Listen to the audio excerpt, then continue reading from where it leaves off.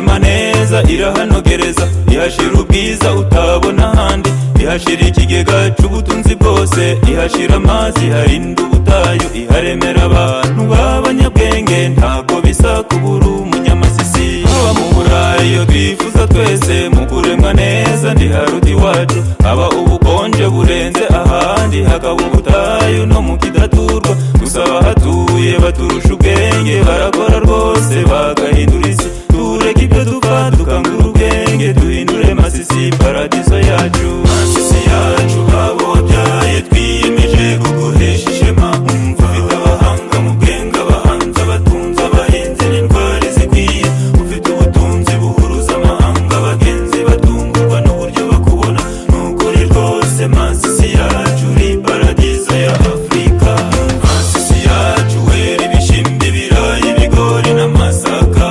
ufite imihanda, amashuri, ibinombe, amavuriro, ibiyaga n'imisozi myiza, ubwiza bwawe butangaza benshi, mubyeyi wacu duhesha ishema, igiruta byose wabyaye intwari, ntukwiye na rimwe gusuzugurwa.